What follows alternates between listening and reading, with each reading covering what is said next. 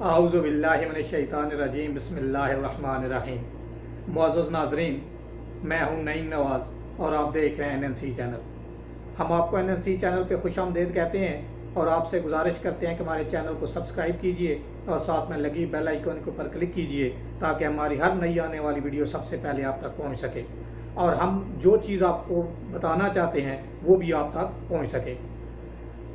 आज जो चीज़ें अब चंद चीज़ें हम आपसे डिस्कस करना चाहते हैं और डिस्कस करने के लिए ये जो है ये NNC का पॉइंट ऑफ व्यू है, इसमें किसी का कोई और लेना देना नहीं है।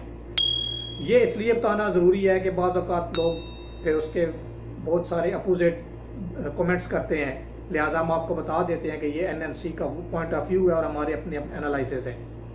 अब इसमें आप इख्तलाफ भी कर सकते हैं, लेकिन जो भी कमेंट्स करेंगे वो विद इन द लिमिट्स रह के करना चाहिए। चाइना और पाकिस्तान के साथ इंडिया के 70 साल की जो तलखियां हैं वो उनके ऊपर हम थोड़ा डिस्कस करना चाहते हैं। ये कोई एक दिन या 2 दिन की बात नहीं है, ये तकरीबन 65 से 70 साल हो गए हैं जो कि इंडिया की तलखियां हैं पाकिस्तान के साथ और सेम चाइना के साथ। तो अब ये जाहिर है कि वो तलखियां बढ़ते बढ़ते इस हद तक पहुंच चुकी हैं कि वो अब जंग की सूरत इख्तियार कर चुकी हैं। जैसा कि आप सबको पता है कि चाइना ने बहुत सारे इंडिया के वो इलाके जिस पे पहले इंडिया का होल्ड था या कब्जा था उस पे कब्जा कर लिया है और इंडिया को मारा है। इंडिया के तकरीबन 47 फौजी जो है वो उन्होंने मार दिए हैं। 20 का तो ऑलरेडी वो इंडिया खुद एक्सेप्ट कर रहा है, कुछ बाकी मिसिंग भी हैं और वो भी आपको आहिस्ता आहिस्ता सारे मालूमात मिल जाएंगी। उसके अलावा सिर्फ लद्दाख में नहीं, चाइना ने लद्दाख के एरिए में भी, गलवान वैली पे भी और उसके अलावा तिब्बत के इलाके में भी अपनी कुछ ज़मीनें जो हैं या अपनी फ़ौज को मूवमेंट जब की है तो उन्होंने आगे बढ़े हैं, पेशकदमी की है और इंडिया की फ़ौज को वहाँ से निकाल दी है।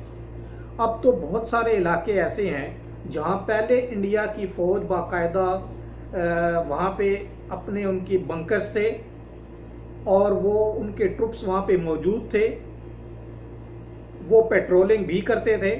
लेकिन अब चाइना ने ना तो उनको पेट्रोलिंग करने की इजाज़त दी है और ना ही कुछ और करने की इजाज़त दी है। जब पेट्रोलिंग ही रुक गई है तो इसका मतलब है कि वो कैप्चर हो चुके हैं। तो ये तलखियां बढ़ते बढ़ते दिन ब दिन जो है वो ज़्यादा होती जा रही हैं। इसी तरीके से पाकिस्तान के साथ भी है कि आप हर रोज़ पाकिस्तान के अंदर जितनी भी दहशतगर्दी हो रही है तो उसके पीछे इंडिया का ही हाथ है। इंडिया जो है वो इस कदर पाकिस्तान में दहशतगर्दी कर रहा है कि कोई भी वाक़या अगर अफगानिस्तान में होता है या इंडिया में होता है तो NDS के साथ मिलके, BLA के साथ मिलके इंडिया उनको पीछे से सपोर्ट करके तो पाकिस्तान में दहशतगर्दी करवाते हैं। अभी लेटेस्ट जो है आपने देख लिया है कि कराची में एक दहशतगर्दी का वाक़या हुआ है, लेकिन हमारी फोर्सेस ने उनको चारों दहशतगर्दों को ठिकाने लगा दिए। तो जो भी पाकिस्तान में दहशतगर्दी करने के लिए आएगा या इंडिया उसको भेजेगा वो बच के नहीं जा सकेगा, ये तो गारंटी है। इवन कि अगर इंडिया हमला भी करेगा पाकिस्तान पे, अपनी फौज भी लेके आएगा, तो आप ये यकीन कर लें कि वो भी वापस नहीं जाएंगे। जहां तक इंडिया का प्रॉब्लम है ना, इंडिया वही चाणक्य की जो उनकी रवायात हैं या जो फार्मूला है उसी पे काम कर रहे हैं, यानी बगल में छुरी और मुंह में राम राम। ये है उनकी बहुत बड़ी पॉलिसी, जिसकी वजह से बहुत सारे मसाइल जो पैदा हो रहे हैं। वो दिल में या बगल में जो छुरी दबाई हुई है वो कुछ और होती है, ज़बान पे वो कुछ और ला के बात करते हैं, जिसकी वजह से वो बाद में फिर तलखियाँ बढ़ जाती हैं क्योंकि उस पर वो अमल नहीं कर पाते। ये सबसे बड़ी प्रॉब्लम है कि इंडिया ने बगल में छुरी रखी हुई है लेकिन मुंह में राम राम राम राम राम करते रहते हैं। और सबसे एक और इम्पॉर्टेंट बात भी आपको जो बताते चले वो ये भी है कि चाइना ने इस वक्त तिब्बत बॉर्डर पर भी मार्शल आर्ट्स फाइटर जो हैं, जो उनकी फोर्स है जिनको मार्शल आर्ट्स आता है वो उनको मार्शल आर्ट्स फाइटर कहते हैं, वो जो है वो भी लगा दी है। अभी चाइना ने वहाँ पे भी भेज दी है और इंडिया के मीडिया उसकी तस्दीक भी कर रहा है कि अब वही मार्शल आर्ट्स के फाइटर या जो उसमें माहिर थे मार्शल आर्ट्स में, जिन्होंने इंडिया के फौजियों को 20 फौजियों को तो खुद तस्दीक कर रहे हैं, लेकिन 47 की खबरें हैं कि उन लोगों को जो मारा डंडों के साथ, और वो डंडे भी वो कील वाले डंडे थे, और मार्शल आर्ट्स के माहिर थे फौजी, जो मार्शल आर्ट्स की फोर्स थी उसके ज़रिए से जो इंडियन फौजियों को मारा गया, वही वाली उसी किस्म की फौज जो है वो पूरे इंडिया के साथ जो अब तिब्बत जो है उसके इलाके में भी लगा दी है, और बहुत सारे दूसरे इलाकों पे भी फोर्स जो है वो लगा दी गई है। अब इंडियन मीडिया के बकौल इंडिया ये कह रहा है कि हम भी अपने मार्शल आर्ट्स अपने फौजियों को सिखाएंगे और वहाँ पे जाके हम चाइना का मुकाबला करेंगे। खैर उन्होंने क्या मुकाबला करना है वो आप सब दुनिया पूरी जानती है, लेकिन बहरहाल ये भी करके देख लें, ये इंडिया का हक है कि वो अपनी जो मर्जी फोर्स भेजे वहाँ पे। और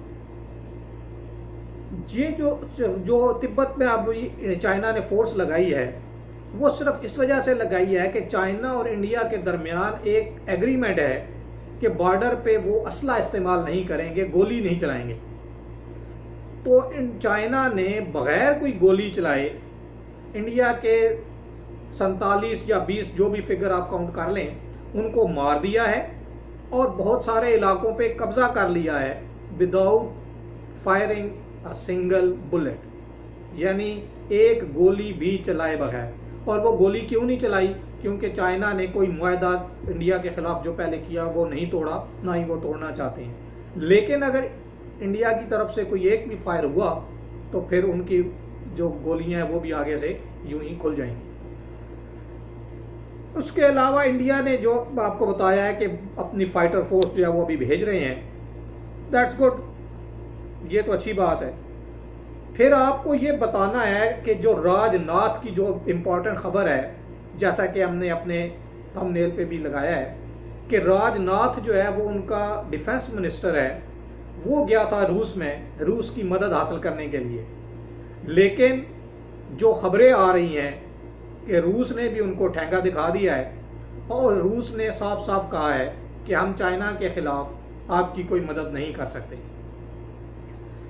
अब आके जो मीटिंग हुई है, राजनाथ ने एक ब्रीफिंग दी है जिसमें मोदी, अजित डोवाल, रा के तमाम चीफ और तमाम सिक्योरिटी एजेंसीज और फौज के तमाम चीफ भी थे। उनको जो एक मीटिंग दी गई है, जो ब्रीफिंग दी गई है, राजनाथ ने यह कहा है कि रूस भी हमें धोखा दे जाएगा, लिहाजा रूस की किसी बात पे भी हम यकीन नहीं कर सकते। लिहाजा इंडिया कोई भी जंग स्टार्ट करने से पहले ये ज़हन में रख ले कि रूस भी उसका साथ नहीं देगा। तो बाकी बच जाता है सिर्फ अमेरिका या इसराइल। अमेरिका साथ ज़रूर देगा इंडिया का, लेकिन वो अपनी टर्म्स एंड कंडीशन पे साथ देगा। वो करेगा क्या? वो कहेगा कि बिल्कुल ठीक है, हम अपनी फौजें तो भेज नहीं सकते जंग में करने की, क्योंकि फौजें अगर भेजनी होती तो अफगानिस्तान से तो अपनी फौजें वापस भेज रहा है, वापस लेके जा रहा है। वो क्या करेगा? वो कहेगा आप हमें इतने पैसे दो, मिलियन बिलियन के हिसाब से हम आपको तमाम असला प्रोवाइड करते हैं, आप हमारा असला लेके लड़ो जाके। हम आपको अपने फाइटर जेट देते हैं, जहाज देते हैं, हम आपको आपदोजें देते हैं, हम आपको मिसाइल देते हैं, हम आपको ये देते हैं, लेकिन इसकी आपने कास्ट पे करनी है। यानी मकसद क्या हुआ कि वो अपना असला बेचेगा, अपना मफाद पूरा करेगा और इंडिया को मैदान जंग में धकेल देगा। उससे होगा क्या? जितने भी अमवात होंगी वो इंडिया की होंगी, मुईशत तबाह होगी तो वो इंडिया की होगी, एक सूरत में कि वो असला खरीदेगा और असले के पैसे जो है वो अदा करेगा। दूसरा, उसकी इकॉनमी बैठ जाएगी तो इकॉनमी के ऊपर नुकसान होगा, जिसमें बेरोजगारी हो जाएगी और गुर्बत में मजीद इजाफा होगा। तो अमेरिका या इसराइल वो इस तरीके से इंडिया की मदद करेंगे। ना इसराइल की फौजें आके लड़ेंगी, ना अमेरिका की फौजें आके लड़ेंगी। लड़ना फिर भी इंडियन को ही पड़ेगा। तो लिहाजा इंडिया को ये कोई भी फैसला करने से पहले ये बात ज़रूर सोच लेनी चाहिए कि कोई भी फौज आके नहीं लड़ेगी। हाँ, एक बात ये ज़रूर हो सकती है कि आरएसएस के दहशतगर्दों को मोदी भेज सकता है बॉर्डर पे। उसके अलावा मजीद अगर करना चाहे तो ये जो एंकर बैठ के टीवी पे वार रूम बना के और क्या क्या फिल्में बना के और क्या क्या ड्रामे करके जो है चाइना को या पाकिस्तान को धमकियां देते रहते हैं। इन तमाम हजरात को मेहरबानी करके आप बॉर्डर पे भेज दीजिए, देखते हैं कि ये क्या जंग करते हैं। लिहाजा जितने भी ये लोगों के खिलाफ या ये जो जबान से बातें कर रहे हैं, ये बॉर्डर पे जाके लड़ने वाले नहीं, इतने इतनी हिम्मत नहीं है, इतने इतना हौसला नहीं है। तो मोदी साहब, अब आपको रूस की तरफ से भी जवाब मिल गया है, जो कि बहुत ही इंपॉर्टेंट खबर है। इसके अलावा चाइना ने S-400 मिसाइल बॉर्डर पे फिक्स कर दी हैं। अगर इंडिया की तरफ से किसी भी किस्म का कोई मिसाइल जाता है तो 36 मिसाइल यकदम वो जो S-400 है वो उसको तबाह कर सकता है बगैर उनके मुल्क में दाखिल हुए हो। यानी आप 36 मिसाइल भी भैया वक्त अगर फायर करते हैं अपने बॉर्डर की तरफ से दूसरे बॉर्डर में, तो जो आगे S-400 है वो 36 मिसाइलों को भैया वक्त हवा में तबाह कर सकता है, खला में तबाह कर सकता है। जब आप आगे से करते हैं तो उसके पास वो होता है कि वो उसको खला में ही बर्बाद कर देता है, तबाह कर देता है। तो उन्होंने ऑलरेडी वो फिक्स कर दी हैं। तो ज़्यादा जो मिसाइल वाला चक्कर था वो भी इंडिया जो है उसमें कुछ नहीं कर सकता, क्योंकि सुनने में आ रहा है कि इंडिया ने मिसाइल लगा दी है वहाँ पे बॉर्डर पे, तो इंडिया के फाइटर जो है वो फ्लाई कर रहे हैं। तो लिहाजा इंडिया जो है वो कुछ भी नहीं कर सकता चाइना के खिलाफ। अब इंडिया को सिर्फ और सिर्फ 100% जो भरोसा है वो करना है वो अमेरिका पर, और आपको बता दिया है कि वो अमेरिका और इसराइल जो है वो कैसे करेंगे। एक बात इंडियन को सबसे बता देना ज़रूरी है, याद रखिएगा कि America is not a trust वर्दी फ्रेंड। अमेरिका के ऊपर कभी भी भरोसा नहीं करना अगर आपने अपने मुल्क को बचाना है। तो अमेरिका आपको ऐन मैदान जंग में धकेल के हट जाएगा, पीछे हट जाएगा। लिहाजा ये बात आपने बहुत ज़हन में रखनी है। उसके अलावा वाशिंगटन पोस्ट ने ऑलरेडी ये लिख के बता दिया है इंडिया को भी और पूरी दुनिया को भी कि इंडिया को चाहिए कि वो जंग चाइना से किसी भी सूरत में ना करे, वरना चाइना बहुत ही खतरनाक हद तक नुकसान पहुंचा देगा इंडिया को। तो लिहाजा ये भी मोदी साहब को कोई भी फैसला करने से पहले ये भी ज़रूर ध्यान में रखना चाहिए कि अगर वाशिंगटन पोस्ट ये बता रहा है तो इसका मतलब है कि वो उनके जो अमेरिकन के थिंक टैंक्स हैं वो आपको ये चीज़ें बता रहे हैं कि आप जंग नहीं कीजिएगा। न्यूयॉर्क टाइम ने भी ये लिखा है कि अमेरिका जो है वो इंडिया को किसी सूरत भी जो है वो एक बात जो न्यूयॉर्क टाइम ने लिखी है, उसने भी ये बताया है कि इंडिया को किसी भी सूरत में रूस पे भी एतमाद नहीं करना चाहिए, क्योंकि रूस जो है वो आपको किसी भी सूरत में मदद नहीं करेगा चाइना में जंग के खिलाफ। उन्होंने साथ ये भी बताया है अमेरिका ने कि क्योंकि अमेरिका को इंटेलिजेंस ने बताया है कि अफगानिस्तान में रूस ने तालिबान के साथ पैसे फिक्स किए हुए थे कि अगर आप अमेरिकन फौजी को मारोगे तो हम आपको इतने पैसे देंगे। इसी तरह रैंक थे कि अगर आप कर्नल को मारोगे, ब्रिगेडियर को मारोगे, जनरल को मारोगे तो उसके इतने इतने पैसे हम आपको देंगे। ये न्यूयॉर्क टाइम जो है अमेरिका का उसने लिखा है। उसके अलावा और ये अफगानिस्तान में जो तालिबान है उन्होंने इसकी जो है वो तायद नहीं की, उन्होंने कहा है कि नहीं ऐसी कोई बात नहीं है, लेकिन रूस ने भी इसको जो है तस्दीक नहीं की, लेकिन अमेरिका के ये न्यूयॉर्क को जो टाइम है उसने ज़रूर लिखा है। फिर आपको ये भी बता दें कि ये सारी चीज़ें पाकिस्तान को जो है, पाकिस्तान और चाइना का जो कोऑपरेशन है ना, वो भी अमेरिका ने बता दिया है ऑलरेडी इंडियन को कि जो ये कोऑपरेशन है ये बहुत हद तक आपको नुकसान पहुंचाएगा, खतरनाक हद तक आपको नुकसान पहुंचाएगा।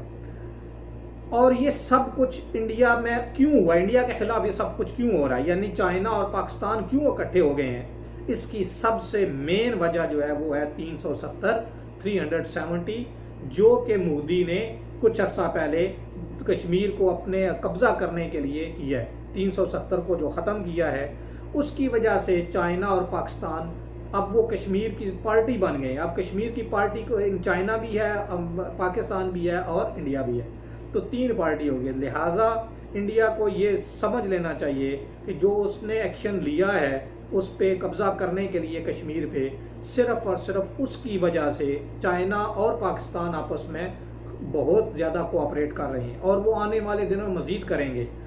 कश्मीर किसी भी वक्त इंडिया से अलग हो सकता है, वो पाकिस्तान और चाइना किसी भी वक्त कब्जा कर सकते हैं उस पर। लिहाजा ये भी मोदी को ज़हन में रखना चाहिए। बहुत ही इंपॉर्टेंट खबर ये है, आपको ये सब कुछ बताने के बाद ये भी बता रहे हैं कि इंडिया ने मुकम्मल तौर पे पसपाई जो है वो कर ली है, यानी सरेंडर कर लिया है। वो सरेंडर कैसे कर लिया है कि इंडिया को जब ये रूस की तरफ से भी खबर मिल गई, राजनाथ ने आके बता दिया कि वो नहीं करेंगे, अमेरिका को और वाशिंगटन पोस्ट और न्यूयॉर्क के जो थिंक टैंक्स हैं उन्होंने भी बता दिया। उसके बाद ये मज़ीद आपस में भी डिस्कस करने के बाद इस नतीजे पे इंडिया पहुंच चुका है और वो यकीन करें कि उन्होंने सरेंडर को मान लिया है, सरेंडर कर लिया है, पसपाई इख्तियार कर लिया है कि उन्होंने ये चाइना को बता दिया है कि जिन जिन इलाकों पे आपने कब्जा कर लिया है आप उन पे रहें, उससे आगे मजीद ना बढ़ें। हम इस तमाम इलाके को जो कि है उसको साइड पे रखते हैं। और उन्होंने एक पेशकश किया, मोदी ने एक पेशकश की है कि जो हम पहले वीकली बेसिस पे हमारे मुज़ाकरात होते थे, जो हमारी टॉक्स होती थी, उनको आप बहाल कर दें और ये जो प्रॉब्लम है इसको एक साइड पे रख दें। ये पेशकश की है। इसका मतलब ये है कि उन्होंने ये जो इलाके हैं जिस पे चाइना ने कब्जा कर लिया वो तो सरेंडर कर दिए, इसको मान लिया है कि ठीक है ये आप अपने पास रखें। साथ में ये पेशकश कर दी है कि ठीक है जो हमारे, आप इस पे अगर बात नहीं करना चाहते तो जो हमारे मुज़ाकरात इस तमाम वाक़या से पहले होते थे रेगुलर बेसिस पे, वीकली बेसिस पे, आप उनको बहाल कर दें ताकि हमारी टॉक्स जो है दूसरे चीज़ों पे जारी रहें। ये अभी चाइना ने फैसला नहीं किया, ये नई पेशकश की है मोदी ने चाइना को। अब देखते हैं कि चाइना जो है इसका वेट करते हैं, इंतज़ार करते हैं कि चाइना उसका क्या रिस्पांस देता है। अब चाइना के साथ ये जो इंतज़ार है वो तो हम करेंगे, लेकिन आप ये अंदाज़ा लगाएं कि 47 बॉर्डर पे फौजी भी मार दिए चाइना ने, ज़मीन पे कब्जा भी कर लिया, तिब्बत की तरफ अपनी फौजें भी आगे बढ़ा दी। उसके बावजूद भी जो मोदी है या इंडिया है उसने सरेंडर कर दिया है और कोई भी रिस्पांस, फौजी रिस्पांस देने की बजाय अब वो इस नतीजे पे पहुंच चुके हैं कि हम चाइना के साथ मज़ीद नहीं लड़ सकते। लेकिन उसके बावजूद जो उन्होंने पेशकश की है, इस पेशकश का इंतज़ार तो हम ज़रूर करेंगे, लेकिन एक चीज़ ज़रूर याद रखेंगे, चाइना भी और पाकिस्तान भी, जो हमने सबसे पहले आपसे डिस्कस किया था कि ये जो इंडिया है ये बगल में छुरी रखता है और मुंह में राम राम करता है। लिहाजा इस चीज़ को ज़हन में रखते हुए जो भी चाइना ने या पाकिस्तान ने फैसला करना है वो भी करना है। उम्मीद है कि आपको हमारी ये वीडियो पसंद आएगी। पसंद आने की सूरत में अपने तमाम दोस्त अहबाब के साथ शेयर कीजिए और इसको ज़्यादा से ज़्यादा अपने तमाम दोस्त अहबाब के साथ शेयर करिए ताकि मोदी तक ये ज़रूर पहुँचनी चाहिए। Thank you very much. Pakistan जिंदाबाद।